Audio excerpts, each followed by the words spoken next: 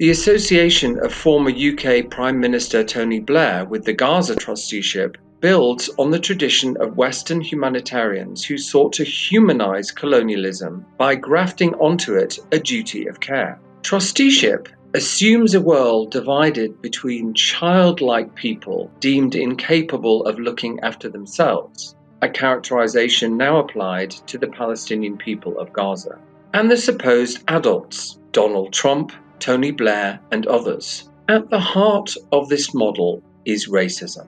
My name is Ralph Wilde. I am Professor of International Law at the Faculty of Laws of University College London, part of the University of London. Yesterday, the 17th of November 2025, the United Nations Security Council passed Security Council Resolution 2803, purporting to authorize a 2-year trusteeship over Gaza. Today, I will explain how this shameful act follows a long tradition in international diplomacy. I'm speaking in Ramallah, Palestine, in a personal capacity only. The Gaza trusteeship would replace the more than half-century-long occupation by Israel, which has involved serious violations of fundamental rules of international law in its conduct: racial discrimination, apartheid, torture, grave breaches of the laws of war, crimes against humanity, and genocide.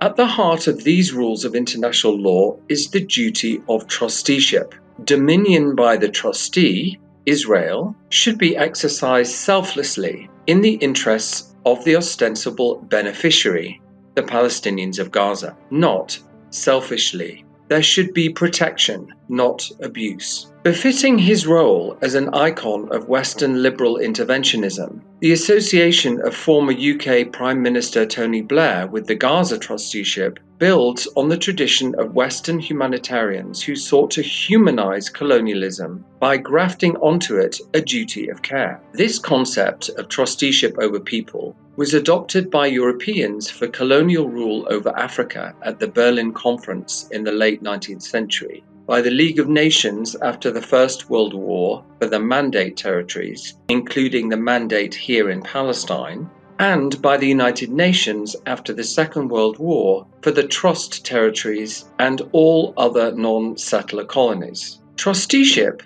assumes a world divided between childlike people deemed incapable of looking after themselves, a characterization now applied to the Palestinian people of Gaza, and the supposed adults, Donald Trump, Tony Blair, and others, who are deemed able to rule over not only their own people, but also others. Falling into the child category is the rationale for being subjected to trusteeship. In the League of Nations Covenant, the people of the mandates were, and I quote, "not yet able to stand by themselves under the strenuous conditions of the modern world," end of quote. The child-adult relationship is the rationale for the duty of care. The adult is in charge, but must act in the interest of the ward.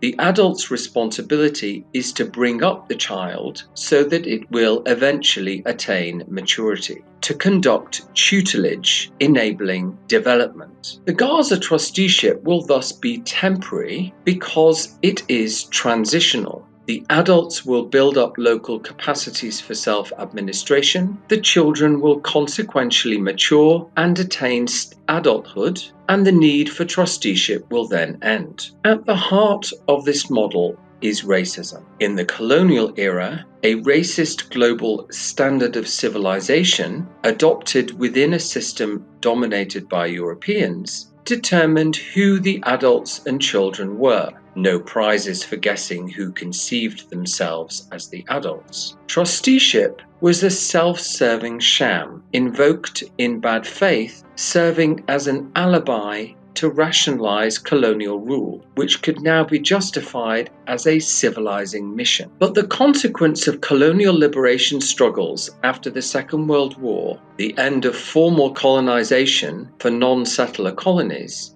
was the adoption in international law of the right of self-determination. This was a repudiation of trusteeship. There were no more childlike and adult-like people in the world. The racist child-adult distinction between peoples was supposedly abolished. All peoples were equal and deserved freedom as adults. As the United Nations General Assembly stated 65 years ago next month, on the 14th of December 1960, and I quote, "Inadequacy of political, economic, social, or educational preparedness should never serve as a pretext for delaying independence." End of quote. Despite this, trusteeships continued, mostly conducted by international organizations, as in Bosnia and Herzegovina and East Timor, Timor-Leste. Global human rights rules were invoked as a seemingly non-racist standard of civilization that could determine,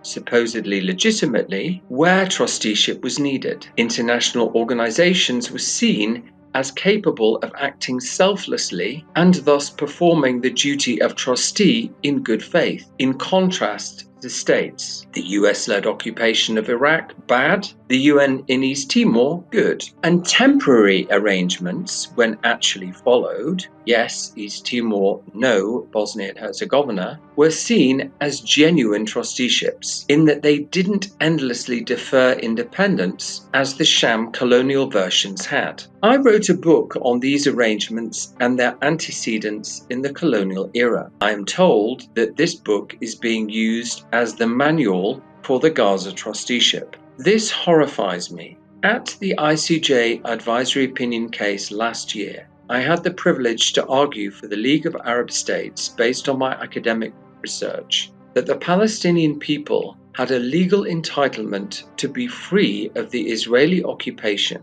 without preconditions, and simply because of their right to self-rule, not because they were being treated abusively. In its landmark ruling last year, the court agreed. This was a conclusion about the right to self-determination, pure and simple, in and of itself. It would, therefore, apply equally to any form of foreign administration, however ostensibly humanitarian and time-limited. Replacing an abusive trustee with another form of trusteeship is not self-determination and would be illegal. We might be told that somehow this arrangement has been rendered lawful because the representatives of the Palestinian people have somehow agreed to it, just as supposedly Oslo legitimated the continuation of certain elements of the occupation here in the West Bank. But agreements brought about through an unlawful use of force, as this one has been,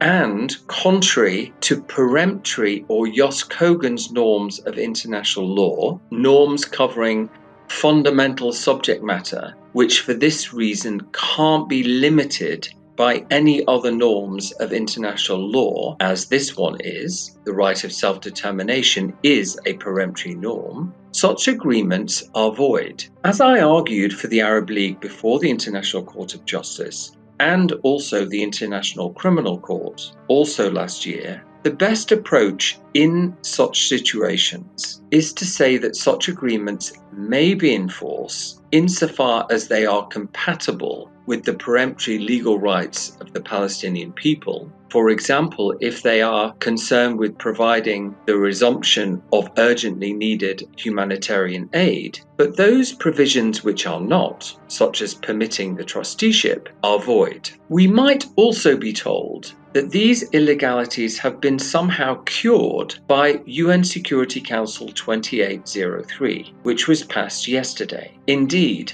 a commonplace description of that resolution is that it has legalized the trusteeship. The Council did, in the past, purport to provide legal authority for those other trusteeships in Bosnia and Herzegovina and East Timor. Moreover, the Security Council does have the power in the United Nations Charter to provide legal authority for something that would otherwise be illegal, and for this to be binding on all member states of the UN who have accepted this by being parties to the UN Charter. The State of Palestine is not, of course, a UN member state, because the Security Council itself cannot agree, due to the threat of a US veto, to admit it. Moreover, in any case, the Council's power is limited. It can only act in a way that is compatible with the purposes and principles of the UN Charter. Those purposes and principles stipulate that the adjustment or settlement of disputes must take place, and I quote, in conformity with the principles of justice and international law, end of quote. As the trusteeship is not in conformity with the international legal rule of self-determination,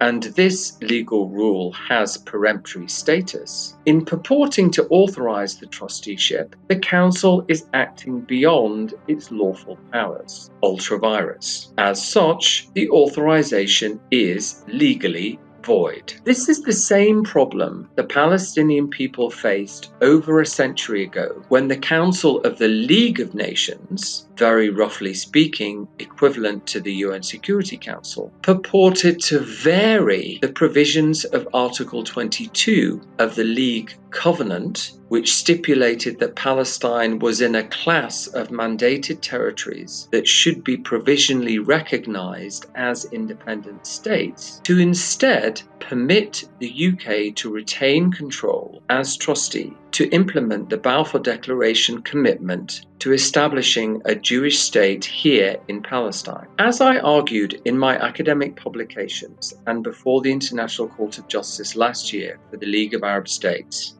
the Council had no legal authority to bypass the covenant in this way, and therefore acted ultra vires. And so the authority it therefore attempted to give to the UK to implement Balfour was void. Just as then, trusteeship is back here in Palestine, and again, with a British character to it in the form of Tony Blair, so too, again, the executive organ of the global organization is attempting to legalize this by acting beyond the lawful limits of its constituent instrument. Plus ça change, plus c'est la même chose. I will end by quoting from parts of the statement issued by the representatives of Hamas today in response to Security Council Resolution 2803 adopted yesterday, quotations of which accurately encapsulate what international law requires. And I quote, "This resolution does not meet the level of our Palestinian people's political and humanitarian demands and rights. The resolution imposes an international guardianship mechanism on the Gaza Strip, which our people and their factions reject. We call on the international community and the Security Council to uphold the international law and humanitarian values, and to adopt resolutions that achieve justice for Gaza and the Palestinian cause